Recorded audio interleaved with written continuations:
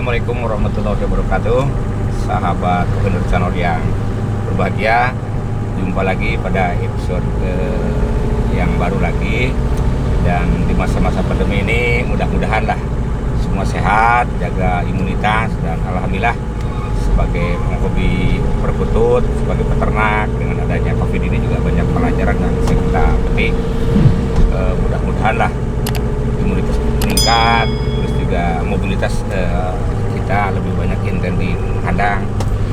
Dengan segera berakhirnya lah COVID-19 ini, ya kita bisa bersilaturahmi lah di lapang bersama teman-teman sesama peternak, penggemar, penghobi.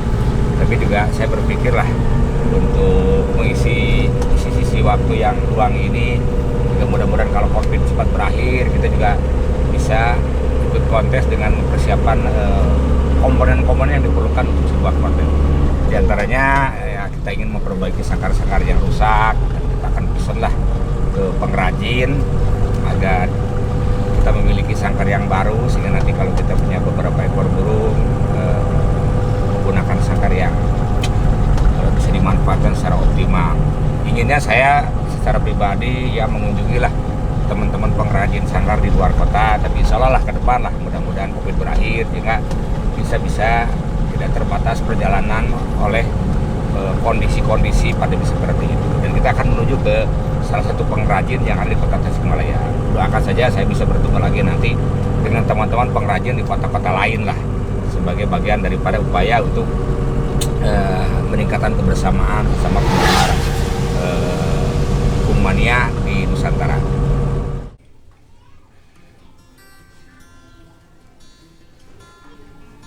Assalamualaikum, kumaha Pandang Damang. Aduh, saya sudah lama tidak bertemu lagi dengan Pandang nih.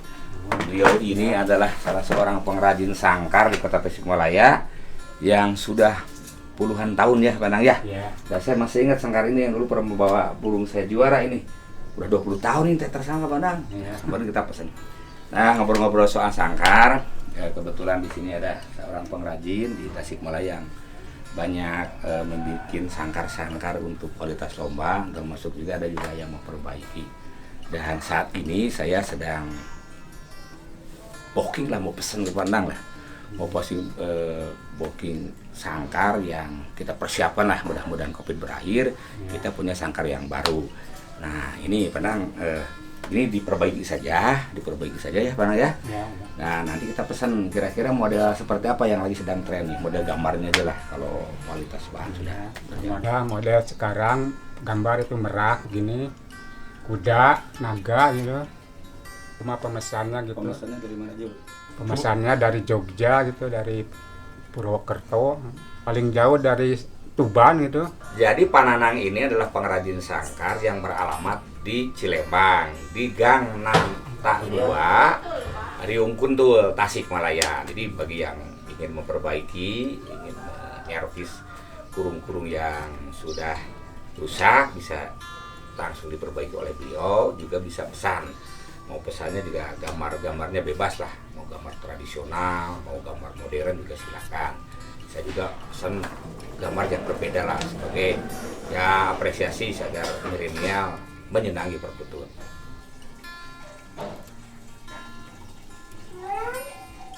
Nah ini Pandang, saya mungkin berbeda dengan yang lain. Saya ingin dibikinkan sangkar, tapi tolong ini tangkringannya yang ini dipindahkan ke tangkringan yang baru. Kenapa Pak? Tangkringannya harus begitu? Mungkin banyak orang yang dibanyakan pertanyaan, kenapa kok tangkringan? Ini bukan mitos lah, karena orang selalu mengatakan sangkar itu dengan mitos, sangkar ini pernah bawa burung juara. Enggak seperti itu. Nanti saya jelaskan setelah ini. Tolong Pandang, ini sangkar tangkringannya dipindahkan ke sangkar yang baru. Nah ini dibikin dengan hampir mirip-mirip ini saja lah.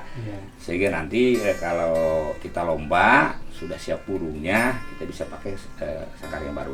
Jadi begini saya jelaskan, jadi ada 3 hal pokok yang menjadi prioritas di dalam menyiapkan sangkar untuk kualitas lomba. Yang pertama, saya sudah melihat sendiri dengan mata kepala dan saya sering pakai, itu dari kualitas arai. Arainya kan Pandang ya harus kecil, lembut, sehingga nanti kalau ada burung menabrak-nabrak ke arai atau jerujinya itu tidak membahayakan. Itu yang pertama. Yang kedua ya Pandang ya, ini sudah teruji juga kualitas kubah yang dipakai, karena ini juga akan menjadi bahan pemantulan suara dari burung. Bandingkan saja kalau kita berteriak di tengah guha dan berteriak di sebuah benteng yang besar, itu kan ada pantulan suara.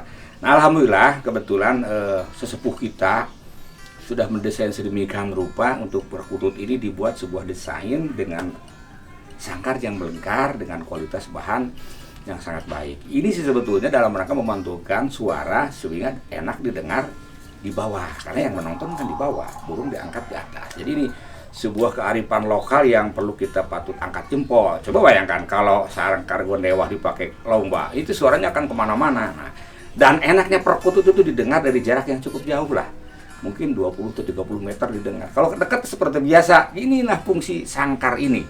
Yang terakhir ini, yang menentukan daripada kenyamanan burung itu bisa memaksimalkan suara adalah di tenggeran atau tangkringan.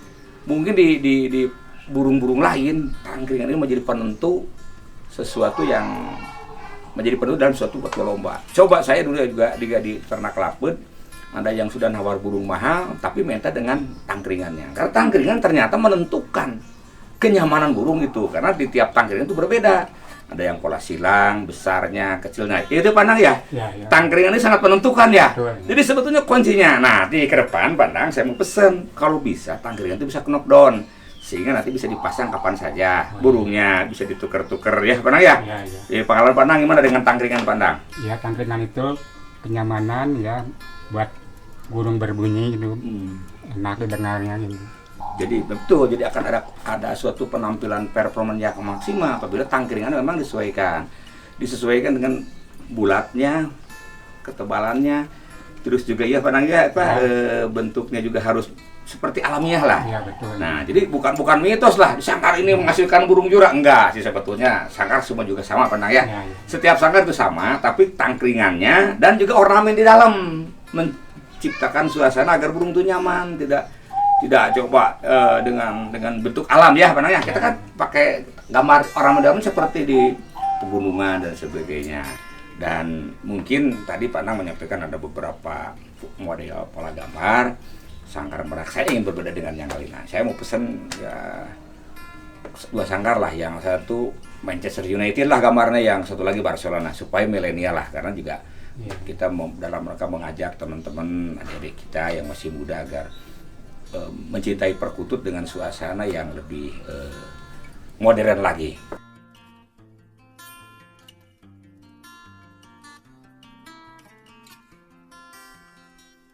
Jadi demikian pada pembahasan episode saat ini, dan kita ingin membahas lah dari awal sampai akhir persiapan untuk burung lomba. Di antaranya adalah sangkar. Sangkar ini adalah yang menentukan bahwa burung bisa bernyanyi, bisa mengeksplor potensinya secara maksimal, yaitu dari kualitas sangkar kubahnya, yang kedua dari arahnya, dan ketiga adalah dari kualitas tangkringan. Karena tangkringan itu jangan hal yang disepelekan oleh orang, hal yang sering disepelekan, tapi di penggemar ocehan justru tangkringan yang menjadi menentukan. Di burung merpati juga kalau beli sampai harus dengan kuponnya, jadi sudah baunya, aromanya, cara pegangannya sudah terasa, sehingga dia tidak akan merasa aneh kalau dia berbunyi, karena mereka kebanyakan orang hanya sekedar nitip di sangkar-sangkar, tidak pernah diperhatikan bahwa sangkar ini burung itu suaranya maksimal. Di sangkar lain mungkin tidak maksimal, karena juga menyangkut kenyamanan, ketenangan. Itu saja, jangan lupa like, subscribe, and share. Demikian, assalamualaikum warahmatullahi wabarakatuh. Sehat selalu Fungmania.